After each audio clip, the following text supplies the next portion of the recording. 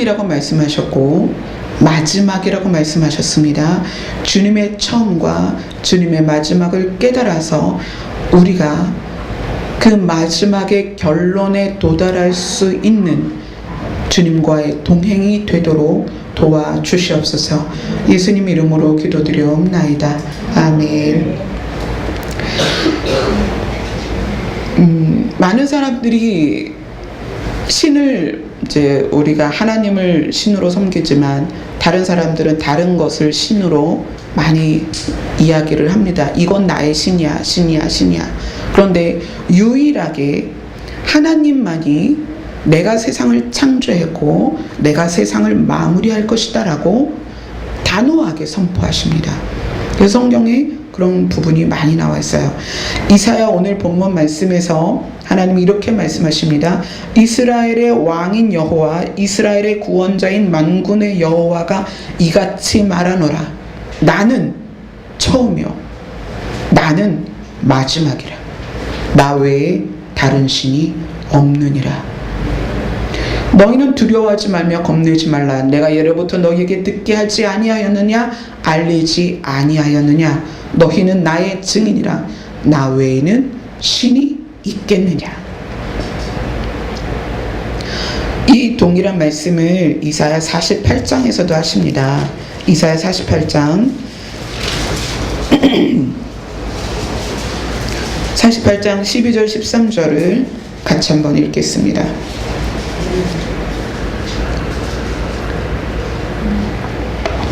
시작.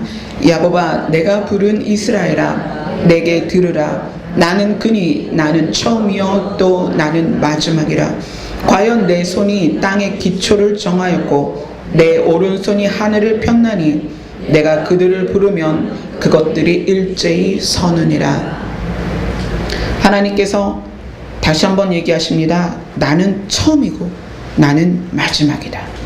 내 손이 땅의 기초를 정했고 오른손이 하늘을 폈는데 내가 그들을 부르면, 만물을 부르면 그들이 내 음성을 듣고 일제히 일어나고 일제히 서고 일제히 살아난다는 말씀을 지금 하고 계십니다. 그래서 생명의 근원이 나다, 세상의 근원이 나다 라고 단호하게 선포를 하십니다.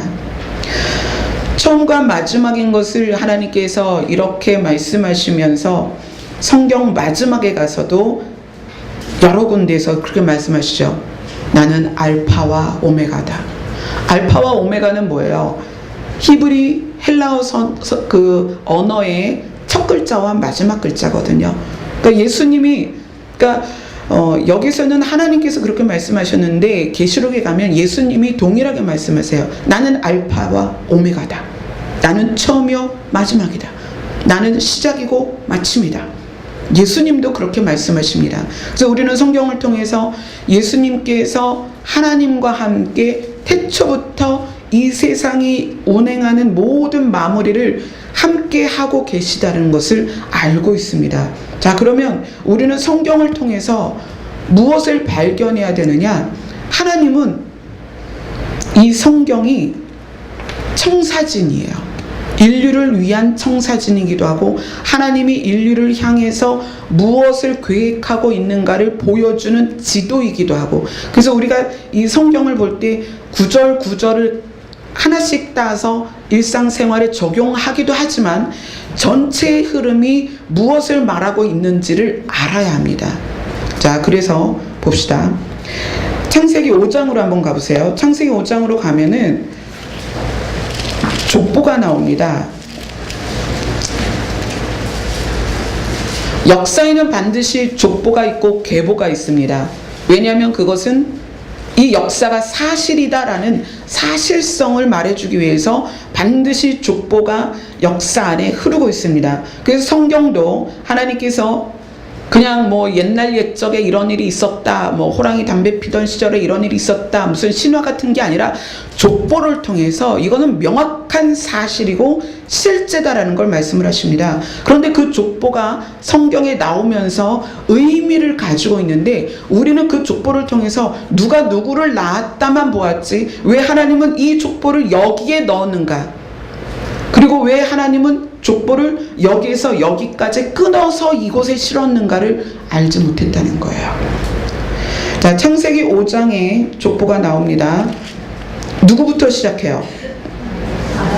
네, 이것은 아담의 계보를 적은 책이니라. 하나님이 사람을 창조하실 때 하나님의 모양대로 지으시되 남자와 여자를 창조하시고, 그러면서 아담은 130세에 자기의 모양 곧 자기의 형상과 같은 아들을 낳아 이름을 셋이라 하였고, 가인과 아벨 후에 셋을 낳았고, 그 셋 이후로부터 쭉 어떻게 낳았는지, 누구를 낳았는지, 몇 년을 살았는지 쭉 써 있습니다. 그게 이제 32절에 누구로 끝이 나요? 노아로 끝이 나요. 왜 노아로 끝이 났을까요?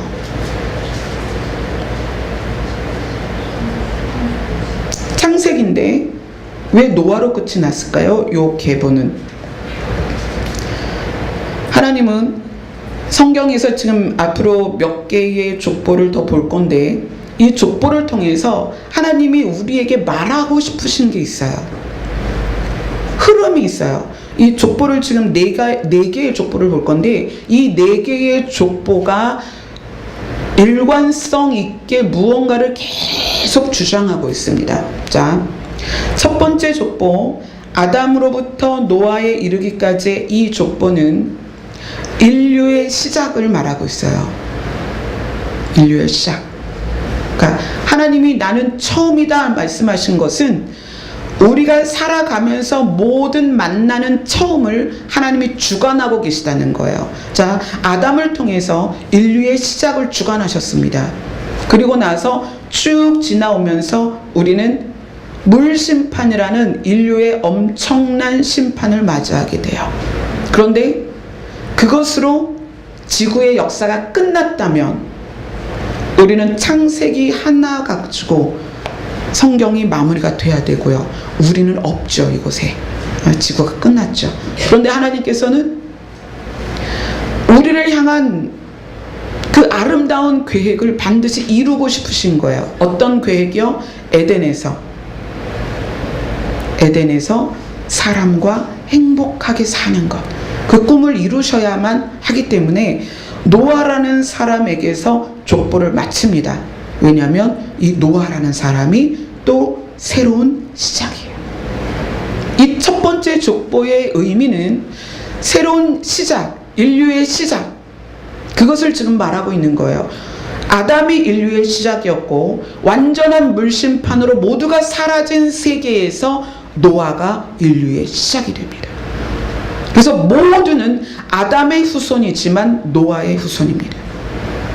이 땅에 있는 어떤 민족도 노아의 후손이 아닌 사람이 없다는 거예요. 그래서 첫 번째 족보의 중요성은 뭐냐? 인류의 시작을 이야기하고 있다. 인류의 시작. 자, 그러면 이제 창세기 10장으로 갑니다. 10장에 또다시 족보가 나와요. 근데 이 족보는 10장에서 끝나지 않고 11장까지 갑니다. 자, 10장 시작에 이렇게 이야기하죠. 노아의 아들 셈과 함과 야벳의 족보는 이러하니라. 자, 노아까지 첫 번째 족보에서 조명을 했습니다. 그 다음에 두 번째 족보에서는 노아의 아들 셈, 함, 야벳의 족보는 이러하니라 이러면서 야벳과 함과 가나안, 셈 이들이 어떻게 낳았고 어디에서 족속을 이루었고 어떻게 살아갔는지를 쭉 이야기를 하고 있습니다. 그러면서 11장에서 엉뚱하게 바벨탑 사건이 나와요. 그리고 족보가 끝난 게 아닙니다. 그 뒤로 이어져서 족보가 다시 셈의 족보가 이어지고 그 다음에 데라의 족보가 이어집니다. 이 두 번째 족보는 무엇을 말할까요? 두 번째 족보는 이것을 그냥 누가 낳고로 가면 의미를 알 수가 없어요. 그런데 이 족보를 일관성 있게 하나님께서 성경에 넣으신 이유는 무언가를 하나님이 끊임없이 조명하기 위해서 족보를 이야기하고 계시다는 거예요. 자, 그러면 두 번째 족보, 창세기 10장에 나오는 족보는 노아로부터 시작합니다. 그리고 11장에 누구로 끝나는지 한번 살펴보세요.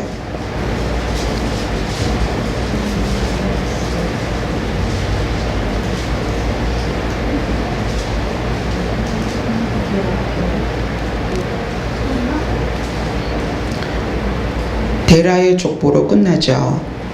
그러면서 데라가 누구를 낳았다라는 것, 그리고 그 누구가 어떻게 살았다는 거에 조명을 하고 있냐면 아브라함을 조명하고 있습니다.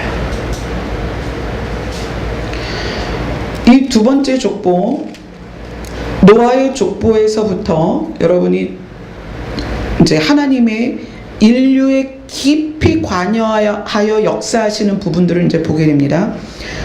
노아로부터 셈과 함과 야벳이 한 족속으로 살다가 어디에 와서 벨렉이라 하는 아들을 낳고, 아벨이 벨렉이라 하는 아들을 낳았는데 그게 이제 창세기 10장 25절에 나와요.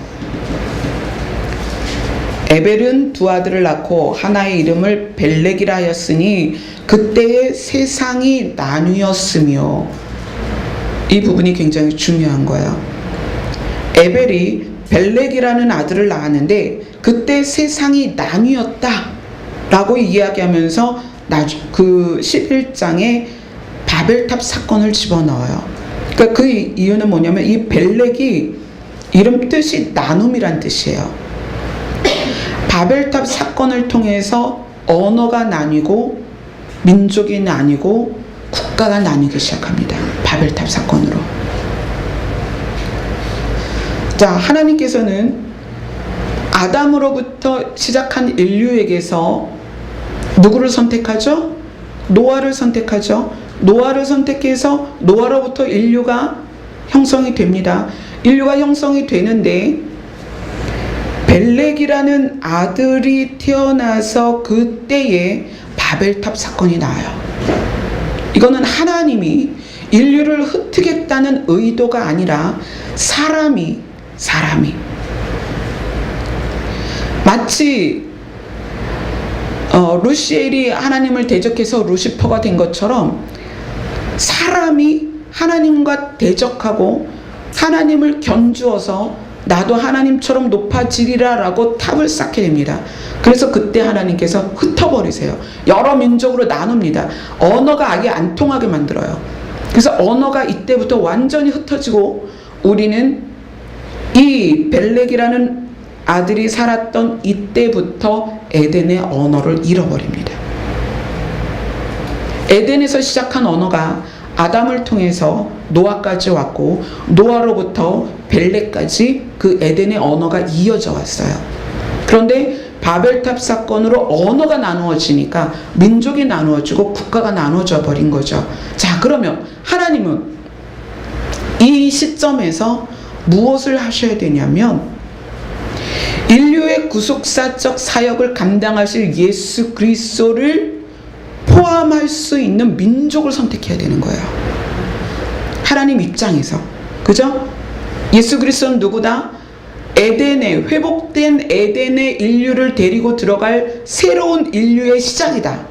예수 그리스도는. 그러면 그 새로운 인류의 시작이 되실 예수 그리스도는 이 벨렉이라는 아들의 시대에 흩어진 민족 가운데 누구를 선택해서 어느 민족의 예수 그리스도를 나게 할 것이냐. 그것이 하나님의 계획 안에 이제 이 족보를 통해서 드러납니다. 자, 이 족보를 통해서 바벨탑 사건이 지나고 나서 셈의 족보를 쭉 더 깊이 이야기하죠. 셈의 족보는 이러하니라. 셈은 100세에 곧 홍수 후 2년에 아르박스가를 낳고, 이러면서 쭉 그 계보를 이야기하면서 데라가 70세에 아브라함과 나홀과 하란을 낳았더라. 이러면서 하나님께서 그 흩어진 민족 가운데서 예수 그리스도를 탄생하게 할 수 있는, 그래서 하나님께서 내가 너의 남편이다, 너는 나의 아내다라고 부를 수 있는 민족 하나를 선택하십니다. 그 민족의 시작이 누구냐면 아브라함이라는 거예요. 이 두 번째 족보는 예수 그리스도를 포함할 민족을 선택하는 데에 의미가 있어요. 그래서 이 아브라함이 누구에게서 났다? 데라에게서 났다라는 이 족보를 창세기 10장부터 11장까지 쭉 하나님께서 우리에게 보여주고 계십니다.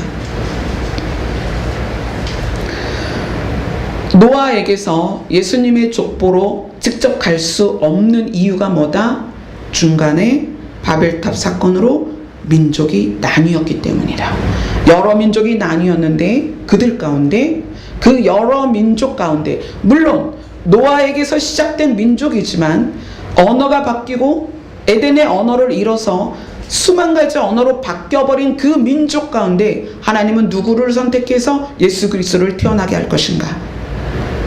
그것을 하나님은 두 번째 족보에선 데라를 통해 아브라함을 낳는 모습까지 보여주십니다. 그리고 아브라함에게서 새로운 역사, 어떤 역사? 하나님이 선택한 백성의 역사가 시작이 되는 거예요.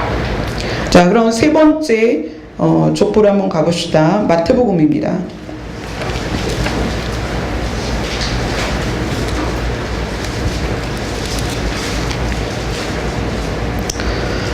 자, 마태복음 1장에 계보가 시작이 됩니다. 뭐라고 시작하죠? 1장 1절을 읽어봅시다. 네, 아브라함과 다윗의 자손 예수 그리스도의 계보라. 자, 두 번째 계보에서 이제 세 번째 계보로 넘어올 때 누구로부터 시작해요? 아브라함으로부터. 왜? 하나님은 바벨탑 사건으로 흩어진 인류 가운데 예수 그리스도가 탄생하게 할 인류를 누구를 선두로, 누구를 앞으로 세웠냐면 아브라함을 세운 거예요. 그를 통해서 이스라엘이라는 민족이 형성이 되고 그를 통해서 예수 그리스도가 태어났죠. 그래서 아브라함과 다윗의 자손 예수 그리스도의 계보라 이러면서 쭉 나오죠. 16절이 이제 야곱은 마리아의 남편 요셉을 낳았으니 마리아에게서 그리스도라 칭하는 예수가 나시니라. 그런즉 모든 대수가 아브라함부터 다윗까지 14대요 다윗부터 바벨론으로 잡혀갈 때까지 14대요 바벨론으로 사로잡혀간 후부터 그리스도까지 14대더라. 이 14대는 뭘 의미하냐면 그 성경은 이제 숫자로서 어떤 것을 많이 의미를 해요. 그러니까 7대씩 6번으로 아브라함에서 예수님까지 이루어졌다는 거예요. 그런데 아브라함으로부터 예수님까지 7대씩 6번이라는 것은 완전하진 않다는 얘기예요. 이게 되게 신기한데 누가복음에 가면 예수님의 계보가 나옵니다. 누가복음을 한번 가봅시다. 누가복음 3장.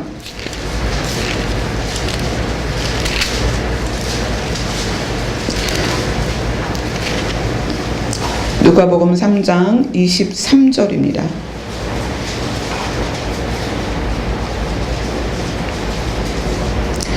누가복음 3장 23절부터 38절까지는 누구에게서부터 누구까지일까요? 예수님에게서부터 하나님까지예요. 아브라함에게서 예수님까지는 대수를, 그러니까 왜 그 대수를 얘기를 했냐면 아브라함부터 예수님까지는 7대씩 6번으로 이어져서 그 예수님이 태어났다라는 걸 이야기를 하는데 이 예수님의 족보는 예수님부터 하나님까지요 77대입니다. 무슨 얘기예요? 완전하다는 얘기예요. 완전하다. 예수님부터 하나님까지, 예수님으로부터 거슬러 올라가서 하나님까지 77대를 설명을 하고 있어요. 물론 아브라함부터 예수님까지 또 예수님에게서 하나님까지 그 사이사이에 완벽하게 모든 대수가 들어간 건 아니에요. 사실은 생략된 부분도 있고요. 여기서 누가 누구를 낳았고 또는 누구 위에 누구 여기에서 아들이 빠지고 손자가 들어갈 경우도 있고요. 그렇습니다. 그럼에도 불구하고 성경은 족보를 통해서 의미하는 거예요. 의미. 어떤 의미? 예수 그리스도로부터 하나님까지 완벽한 계획하에 하나님께서 예수 그리스도를 이 땅에 보내셨다라는 걸 말씀하시는 거예요. 단순히 누가 누구를 낳았고 누가 누구를 낳았고로 이 족보를 적은 게 아니다.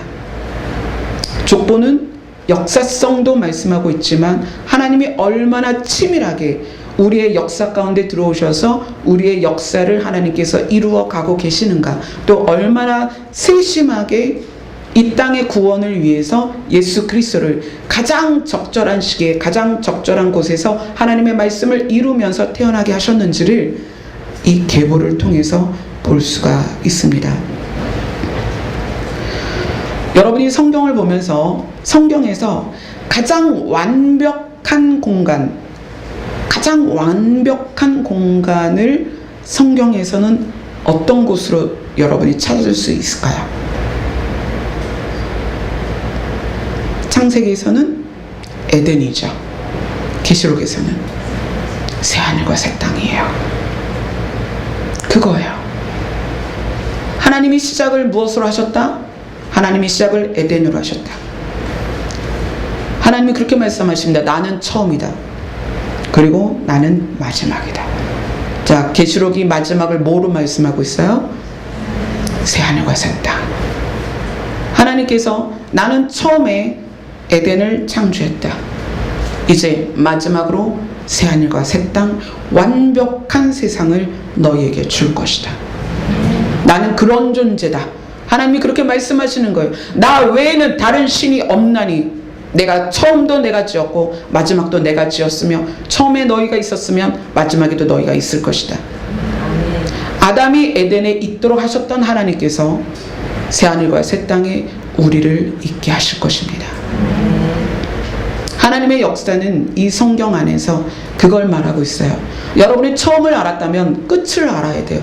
하나님이 말씀하시는 끝은 새하늘과 새 땅이에요. 그것에 대한 깨달음이 없다면, 그것에 대한 조명이 없다면 우리는 성경을 수박 겉핥기식으로 보는 거예요. 그냥 부분적으로 꺼내서 우리가 교회마다 그런 행사 많이 하잖아요. 연말에 말씀 뽑기. 그래서 그 뽑은 말씀 가지고 1년 내내 나의 말씀이다 이렇게 묵상하면서 나의 삶에 적용을 합니다. 말씀을 우리의 삶에 적용하는 것도 굉장히 중요하고요. 그 말씀에 의해서 위로받거나 격려를 받는 것도 굉장히 중요합니다. 그런데 진짜 중요한 것은 성경이 무엇을 말하느냐는 거예요. 하나님은 우리에게 성경을 통해서 말하고 싶은 게 있어요. 그래서 오늘 본문에 그렇게 말씀하십니다. 나는 처음이고 나는 마지막이다. 예수님도 계시록에서 그렇게 말씀하세요. 내가 알파요 내가 오메가다. 내가 시작이고 내가 마무리다. 그럼 시작이고 마무리신 예수님께서 시작은 이미 우리가 동참할 수 있는 부분이 아니에요. 시작은 이미 갔어요. 우리는 역사 가운데 있습니다. 그러면 이제 우리는 마무리에서 다 같이 모여야 되는데 여러분 마무리를 얼만큼 알고 있냐는 거예요. 하나님께서 마무리하실, 하나님이 마지막이라고 선을 그어버리시는 그 시점에 대해서 우리가 얼만큼 인식하고 있냐는 거예요.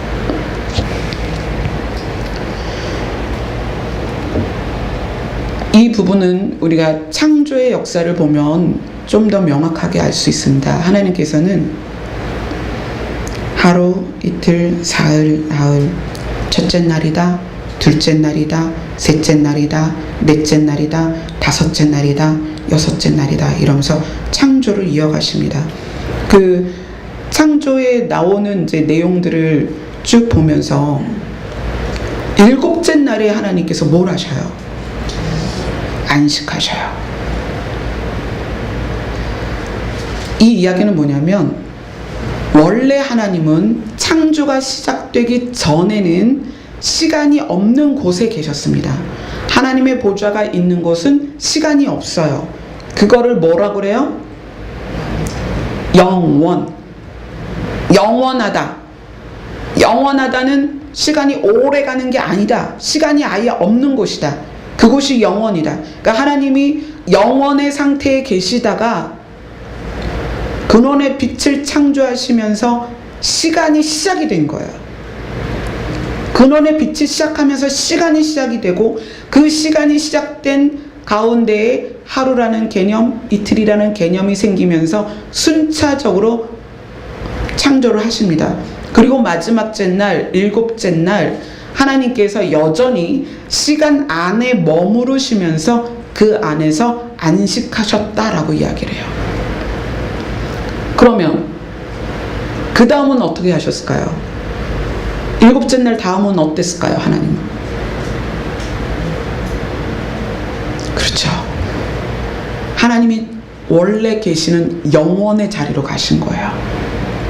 자, 시간이라는 공간 안에 하루, 이틀, 사흘, 나흘, 닷새, 엿새, 일에 하나님께서 창조를 하시고 이 시간 안에 공간에 같이 계셨습니다. 하나님께서 이 공간 안에서 아담도 창조가 됐고 동물들도 창조가 됐죠. 일곱째 날 하나님께서 이 시간의 공간 안에 우리와 같이 계시면서 쉬셨습니다. 그리고 끝났죠. 하나님 그 다음에 뭘 하셨을까? 하나님의 보좌, 영원의 상태로 가신 거예요. 그리고 나서 그 시간 안에 흘러가는 역사 안에서 하나님은 우리에게 개입하시고 역사하시고 일하십니다. 그렇다면 자, 시간의 끝나는 시점, 우리의 역사의 끝나는 시점, 인류가 끝나는 시점에 하나님께서 무엇을 두셨느냐는 거예요. 무엇을 두셨느냐. 계시록에 보면 천년왕국을 두셨습니다. 이 천년왕국은 분명히 시간이 존재하는 공간이에요. 그렇죠? 기한이 있단 말이에요. 1000년.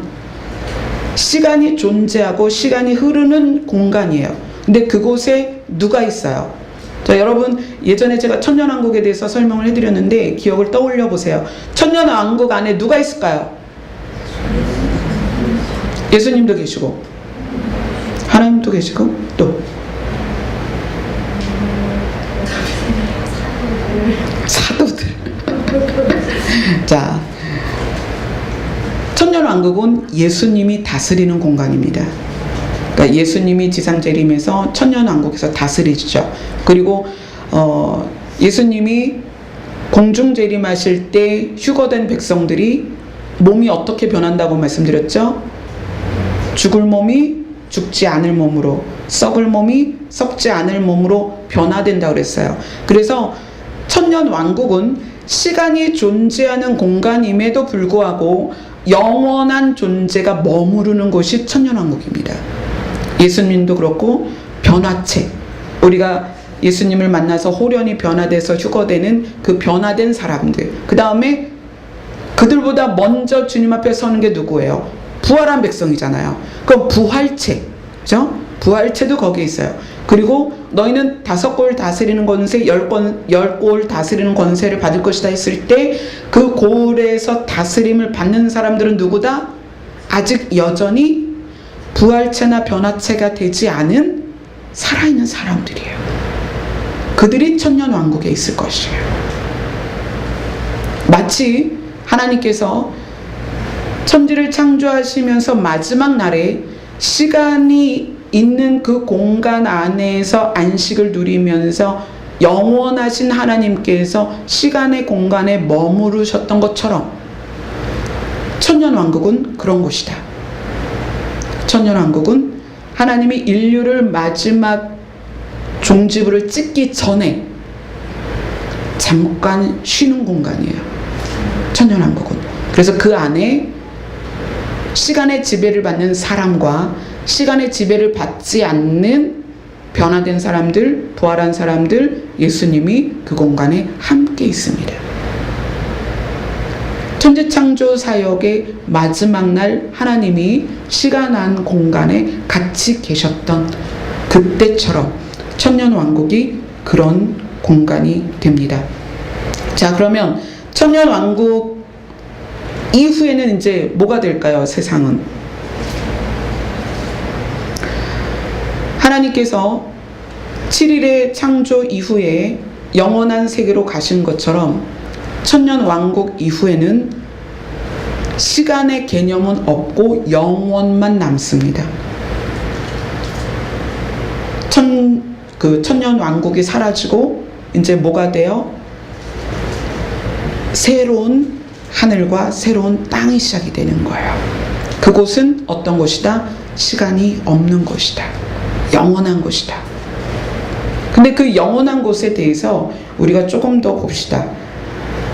하나님께서 마지막을 어떻게 결론을 내리시냐면 계시록 20장을 한번 보세요.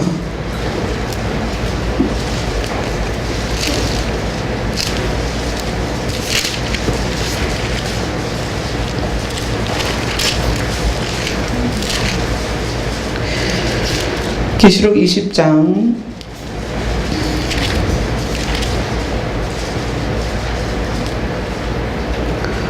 14절을 한번 읽어봅시다.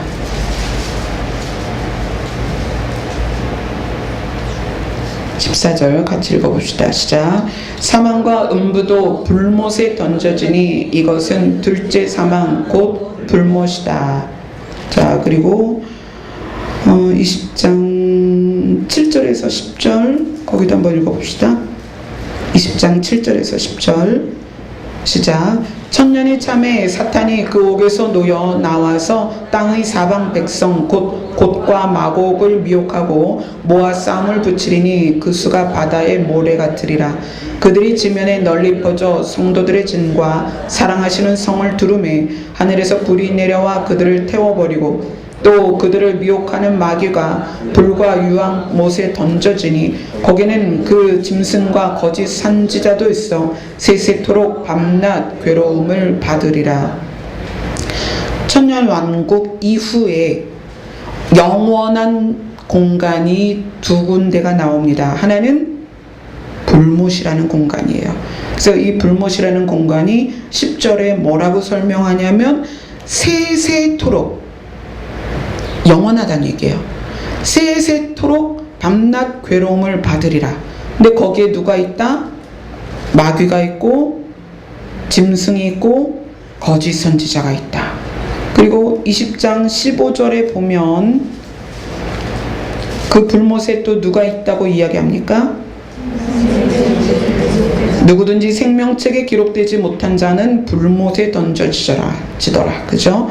그리고 그 불못에 던져지는 사람들의 특성을 계시록 21장 8절에 설명을 하고 있죠. 21장 8절 같이 읽습니다. 시작. 그러나 두려워하는 자들과 믿지 아니하는 자들과 흉악한 자들과 살인자들과 음행하는 자들과 점술가들과 우상 숭배자들과 거짓말하는 모든 자들은 불과 유황으로 타는 못에 던져지리니 이것이 둘째 사망이라. 자, 하나님이 나는 처음이고 나는 마지막이다 그렇게 말씀하셨다면, 처음을 우리는 성경을 통해서 에덴이라고 알았다면 이제 우리는 우리가 경험해야 될 마지막에 대해서 관심을 가져야 됩니다. 근데 마지막에 대해서 뭐라고 이야기하시냐면 천년왕국 이후에 새하늘과 새 땅이 있고 불못이 있을 거라는 이야기를 하시는 거예요. 시간이 존재하는 이 공간은 다 사라지고 처음 하늘도 사라지고 처음 땅도 사라지고 바다도 사라지고 새 하늘과 새 땅이 있을 것인데 그곳은 시간이 없고 영원한 것이다. 그리고 또 한 군데가 있는데 세세토록 괴로움을 받는 불못이다. 자, 여러분, 불못은 왜 준비되었을까요?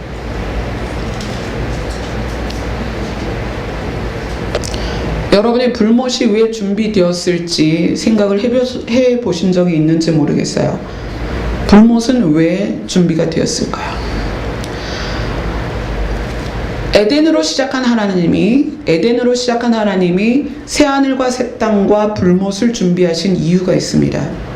이 불못은 왜 준비하셨냐면 타락한 천사 루시퍼를 가두기 위한 거예요. 그리고 루시퍼에 의해서 추종하던 타락한 다른 천사들도, 귀신들도 거기에 넣으시려고 불못을 준비했습니다. 그런데 에덴에서 또 한 가지가 생겨났어요. 아담과 하와가 하나님과의 언약을 깨트리고 선악과를 먹으면서 사람에게 생긴 게 뭐죠? 사망입니다. 사망을 처리하셔야 되는 거예요. 하나님께서 죽음을 처리하셔야 되는 거예요. 이 사망을 어떻게 처리할 것인가? 사망조차도 불못에 던져 넣겠다는 거예요. 그래서 우리가 요한계시록 20장 14절에 이렇게 나옵니다. 사망과 음부도 불못에 던져지니. 죄의 결과물을 처리하셔야 되잖아요. 시작할 때 나는 처음이요 라고 말씀하신 그 처음에 에덴에서는 사망이 없었습니다. 그러나 사람들이 죄를 짓고 나서 사망이 생겼어요. 죄의 결과물입니다. 악한 것의 결과물이에요. 그리고 이 결과물을 어딘가에다 버려야 되잖아요. 그래서 하나님은 불못을 준비해서 사탄과 그 다음에 사탄이 사람에게 죄를 짓게 해서 생겨난 사망, 그것을 버리는 장소로서 불못을 만드셨다. 그렇다면 우리라는 존재는 불못에 가야 될 존재가 아니에요. 하나님은 우리를 불못에 던져 넣으려고 지옥을 만든 게 아니란 말이에요. 불못에 던져 넣으려고 했던 것은 사망과 사탄이다. 그런데 사탄이 자기가 역사의 끝에 거기에 들어갈 걸 알기 때문에, 그래서 성경은 그렇게 말하죠. 자기의 때가 얼마 남지 않은 걸 알고 삼킬 자를 찾아서 두루 돌아다닌다. 사망에게 삼킴이 되면 사망에게 쌓여 있다가 어디로 가는 거예요? 불못에 들어가는 거예요. 사망에게 삼킴 되는 게 뭐예요? 죄를 짓는 거예요. 예수님께서 그래서 그 죄를 해결하려고 오신 거예요. 내가 아니면 그 죄를 해결할 수 없기 때문에, 너희가 사망에게 삼킴바 되어서 사망에 꿀꺽 삼켰습니다. 그럼 이 사망을 하나님의 불못에 던질 때 사망 안에 삼켜진 사람들이 다 불못으로 가는 거예요. 그 사망을 해결하는 게 누구다? 예수 그리스도다. 십자가에서 부활하신 예수 그리스도다. 사망을 이기셨다라고 선포하셨습니다. 하나님께서 나는 처음이요 나는 마지막이다 라고 말씀하신 이 단순한 구절이 내포하고 있는 문제들이 얼마나 깊고 선명한지 성경 안에 다 기록이 되어 있습니다. 우리는 성경을 무엇을 보려고 보는가? 우리는 성경을 무엇을 위해 요구하는가? 내가 이 땅에서 무엇을 누리고 잘되고 건강하고 복받는 것을 위해서 이 성경의 구절을 대할 것인가? 아니면 하나님께서 마지막에 설계하신 그 설계도를 이 성경을 통해서 깨닫고 내가 가야 할 길을 정할 것인가? 성경은 분명하게 하나님께서 내가 마지막까지 다 이루었다 그렇게 말씀하십니다. 그렇다면 우리는 성경을 통해서 과연 마지막이 뭐냐? 그 마지막 두 군데에 누구든지 포함이 될 것인데 나는 무엇을 선택하고 어디로 가고 있는가? 오늘 말씀이 여러분에게 성경을 대하는 자세, 또 우리가 시간 이 삶을 대하는 자세에 있어서 새로운 도전을 받는 시간이 되셨으면 좋겠습니다. 기도하겠습니다.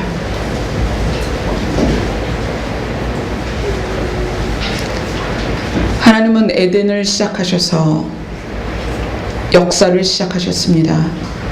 그리고 마지막까지 하나님은 준비를 완벽하게 끝내셨습니다.